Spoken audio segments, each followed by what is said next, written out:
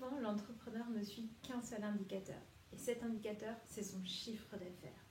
Mais à quoi ça sert de faire des centaines de milliers d'euros de chiffre d'affaires ou même des millions lorsqu'à la fin de l'année, il ne reste que 1 000 euros de bénéfices dans l'entreprise? C'est hyper frustrant. Et surtout quand derrière, on a un dirigeant ou des salariés qui n'ont pas pu être rémunérés à la hauteur du travail qu'ils ont produit. La différence entre une entreprise qui vivote et un business qui est performant, c'est la rentabilité. Souvent, on croit qu'il y a des entreprises rentables et des entreprises qui ne le sont pas.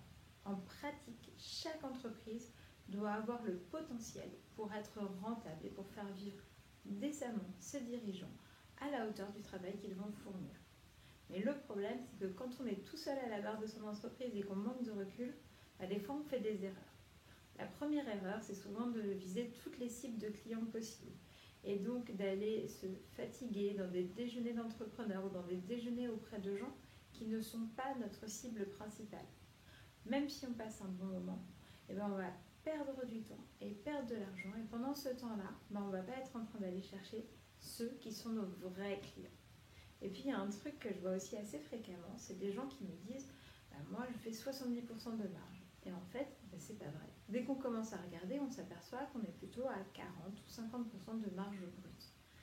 Et cette méconnaissance des marges, elle a une conséquence. Parce que ça veut dire que dès qu'on a rajouté toutes les charges fixes de l'entreprise, on va se retrouver dans une situation où on va être tout juste à l'équilibre. Et donc, quand on aura fait 1 euro en plus de chiffre d'affaires, on n'aura pas fait de résultat en plus.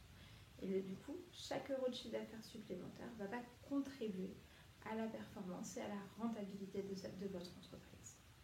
Et ces erreurs-là qu'on retrouve fréquemment, en fait, c'est elles qui empêchent une entreprise qui vivote de devenir une entreprise vraiment performante, une entreprise rentable et qui réussit. Et ça, c'est au cœur de mon activité chez Bloomroad. Donc, si vous voulez qu'on discute plus particulièrement du cas de votre entreprise, n'hésitez pas à remplir le questionnaire qui est juste en dessous de cette vidéo. Et je me ferai un plaisir de le lire et de vous rappeler pour pouvoir échanger avec vous sur les problématiques que vous rencontrez.